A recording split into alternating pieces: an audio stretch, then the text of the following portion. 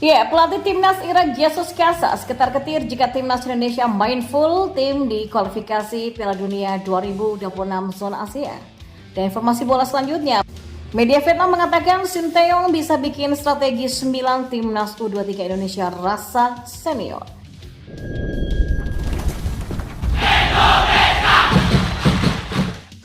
Ya, pelatih timnas Irak Jesus Casas ketar-ketir jika timnas Indonesia main full tim di kualifikasi Piala Dunia 2026 zona Asia. Sebab skuad Garuda bisa saja meraih kemenangan. Seperti diketahui, performa timnas Indonesia memang tengah on fire di dua laga kualifikasi Piala Dunia 2026 zona Asia melawan timnas Vietnam. Dalam dua laga ini, tim Merah Putih sukses menyapu bersih keduanya dengan kemenangan.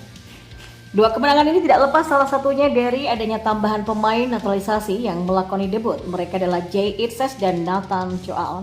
Keduanya debut di laga pertama yang digelar di Stadion Utama Gelora Bung Karno pada Kamis 21 Maret 2024. Ya, kendati baru bergabung dengan tim, baik Jay ataupun Nathan, keduanya sama-sama menampilkan performa luar biasa sehingga membawa Indonesia menang dengan skor 1-0. Di laga kedua yang digelar di Medin Stadium Vietnam pada 26 Maret 2024, timnas Indonesia bahkan jauh luar biasa. Pasalnya ada dua tambahan pemain debut yakni Tom Hei dan Ragnar Oratmangun. Jay Itzes dan Nathan Choaon pun juga masih tetap bermain di laga itu. Hasilnya keempat pemain anyar ini memberikan kontribusinya masing-masing. Jay Itzes dan Ragnar Oratmangun yang sama-sama menyumbang 1 gol. Kemudian Tom Hei dan Nathan Choaon masing-masing mempersembahkan 1 assist. Meski begitu, dalam dua laga tersebut Indonesia tidak sekalipun bermain full tim dengan semua pemain naturalisasinya. Pemain-pemain seperti Jordi Amat dan Shani Patinama tidak ikut bergabung ke dalam skuad. Kemudian ada Sandy Wallace, Ivar Jenner, dan Rafael Struijk juga tidak bermain di laga kedua. Mereka absen dengan alasan yang beragam. Meski begitu, perkembangan timnas Indonesia dengan sederet pemain naturalisasinya asal Eropa agaknya mulai membuat Casas ketar-ketir. Pelatih asal Spanyol itu risau jika skuad asuhan Sinteyong menghadapi Irak di leg kedua kualifikasi Piala Dunia 2026 dengan full tim beserta pemain naturalisasi. Irak dan Indonesia punya karakteristik yang serupa. Yang paling menonjol adalah mereka, Indonesia, punya pemain di Eropa dan performa mereka terus meningkat, kata Casas. Dan kita beralih ke informasi bola yang lainnya. Ya, PSSI telah mengumumkan daftar 28 pemain timnas U23 Indonesia untuk menjalani persiapan menjelang Piala Asia U23 2024. Turnamen 2 tahunan tersebut bakal berlangsung di Qatar mulai 15 April sampai 3 Mei mendatang. Dan menariknya, setengah dari 28 pemain yang dipanggil pelatih Sinteyong adalah bagian dari skuad timnas senior. Di antaranya adalah Hernando Ari, Adi Satrio, Rizky Ridho, Muhammad Ferrari, Arkan Fikri, Witan Sulaiman, Ramadan Sananta, dan Hoki Caraka. Termasuk juga 6 pemain aboard yakni Justin Hubner, Pratama Arhan, Ivar Jenner, dan Marcelino Ferdinand, Rafael Struijk, dan juga Nathan Choaon. Ya, fakta menarik tersebut baru-baru ini mendapatkan sorotan dari media Vietnam Znews.vn. Bahkan Znews.vn menyebut jika Sinteyong bisa menurunkan starting line up yang hampir semuanya berisi pemain senior. Menurut media tersebut, Sinteyong hanya perlu menambahkan 2 hingga 3 posisi yang tidak punya pemain senior. PSSI mengumumkan daftar 28 pemain yang bersiap untuk Piala Asia U23 tahun ini. Tulis Znews.vn. Setengahnya, yaitu 14 nama merupakan pemain yang baru dipanggil untuk 2 laga melawan Vietnam di babak kedua kualifikasi Piala Dunia 2026. Pemain utama yang bermain di timnas Indonesia seperti Witan Sulaiman, Marcelino Ferdinand ataupun Rizky Ridho semuanya sudah punya nama. Selain pemain naturalisasi baru yang saat ini bermain di luar negeri seperti Rafael Struijk, Justin Hubner, Ivar Jenner ataupun Nathan Choaon.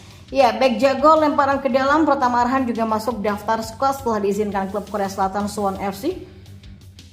Artinya di Piala Asia U23 mendatang, Sinteyong bisa menurunkan hampir seluruh tim yang baru saja mengalahkan Vietnam di kualifikasi Piala Dunia 2026. Ya, pelatih asal Korea Selatan itu hanya perlu mengganti 2-3 posisi gelandang, bek tengah ataupun fullback. Ya, apabila ia melihat daftar pemain di bawah Sinteyong, apa yang dikatakan Znews.vn memang memungkinkan. Bahkan Sinteyong bisa membuat skema dengan hanya 1 posisi yang tidak punya pemain tim senior. Ya, Sinteyong bisa menurunkan Hernando Ari atau Adi Satrio di posisi kiper. Keduanya adalah pemain tim senior. Dua pemain tim senior yang bisa mengisi posisi bek tengah adalah Rizky Ridho dan Justin Hubner. Sintayong juga bisa memilih Muhammad Ferrari yang juga masuk dalam daftar squad senior melawan Vietnam meski tidak bermain. Ya, posisi bek kiri bisa ditempati oleh Pratama Arhan ataupun Nathan Choaon. Maka dengan begitu hanya posisi bek kanan yang tidak punya pemain senior dalam skema 4 bek. Kemudian dengan skema 3 gelandang, Sintayong bisa menurunkan Ivar Jenner, Arkan Fikri, dan Marcelino Ferdinand. Dua penyerang sayap bisa ditempati oleh Witan Sulaiman di kanan dan Rafael Struijk di sebelah kiri. Dan untuk posisi ujung tombak, Sintayong memilih Ramadan Sananta ataupun Hoki Caraka nantinya. Ya, di Piala Asia U23 2024 Indonesia berada di grup A bersama tuan rumah Qatar, Yordania, dan juga Australia. Iya, mantan penggawa Persipura Jayapura yang kini membela PSBS Biak Muhammad Tahir menantang PSSI untuk membuat laga pemain naturalisasi timnas Indonesia versus lokal Liga 1. Diketahui Muhammad Tahir sangat yakin kalau kualitas pemain lokal Liga 1 tak kalah dari penggawa yang punya darah keturunan di tim Indonesia. Oleh sebabnya Muhammad Tahir ingin membuktikan dengan mengirimkan pesan kepada PSSI agar menggulirkan laga antara pemain naturalisasi versus Liga 1. Sekarang banyak naturalisasi di timnas Indonesia. Kasihan kita ada kompetisi di dalam negeri gunanya untuk apa? Kata Muhammad Tahir.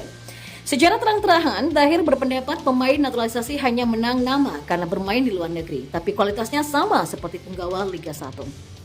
Mereka cuma kalah apa ya? Mereka itu mainnya di luar negeri, kita di dalam negeri, cuma kalah itu aja. Kalau kualitas ya kita 11-12 lah sama mereka, nggak kalah jauh sama mereka. Coba aja ini PSSI bikin uji coba antara pemain lokal sama naturalisasi, ujarnya. Ya, Tahir pun percaya diri kalau pertandingan ini digelar maka tim yang dihuni oleh pemain Liga 1 akan menang. Ya bisa menang lah karena lambang di dada Garuda, pungkasnya. Tahir sendiri tercatat sebagai pemain aktif di klub PSBS Biak. Ia juga turut berperang mengantarkan tim tersebut menjadi juara Liga 2. Sekedar informasi, Tahir merupakan pemain yang berposisi gelandang tengah. Dalam rekam jejaknya, dia pernah bermain bersama Persipura Jayapura, RAN Nusantara FC, Madura United hingga PSBS Biak. Dan pada musim ini, Tahir sukses membawa PSBS Biak menjadi juara Liga 2 2023-2024. Dan tercatat dia bermain dalam 24 laga dan membuat 4 assist tanpa mencetak gol.